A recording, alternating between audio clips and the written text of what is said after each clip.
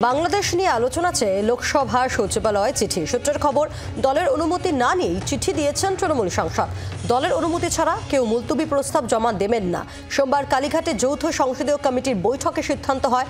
সূত্রের খবর, সৌগত রায়ের উপর ক্ষুব্ধ তৃণমূল শীর্ষ নেতৃত্ব। কথা বলবো, রাজীব চক্রবর্তী রয়েছেন আমাদের সঙ্গে টেলিফোনের প্রতিনিধি। রাজীব, তৃণমূল সাংসদ সৌগত রায়ের উপর ক্ষুব্ধ তৃণমূল নেতৃত্ব কেন? দেখো, দলের অনুমতি না নিয়ে বাংলাদেশ নিয়ে আলোচনা চেয়ে লোকসভা সচিবালয়ে চিঠি দিয়েছেন তৃণমূলের প্রবীণ সাংসদ সৌগত রায়।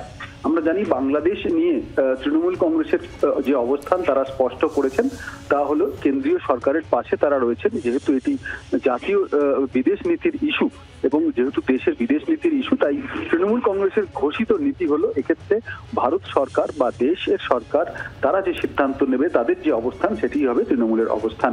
এবং সম্প্রতি কালীঘাটে তৃণমূলের যে সংসদীয় দলের বৈঠক হয়েছে এবং জাতীয় কর্মসমিতির বৈঠক হয়েছে, সেখানেও এই সিদ্ধান্তই গৃহীত হয়েছে এবং সেই সিদ্ধান্তের কথা দলনেত্রী সবাইকে জানিয়ে দিয়েছেন।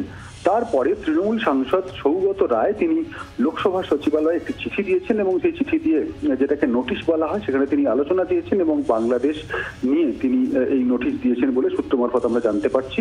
এবং সূত্রের খবর যে সৌগত রায়ের এই অবস্থানে তৃণমূল কংগ্রেসের শীর্ষ নেতৃত্ব তারা যথেষ্টই ক্ষুব্ধ হয়েছে এবং সৌগত রায়কে ইতিমধ্যেই সেই বিষয়টি জানানো হয়েছে।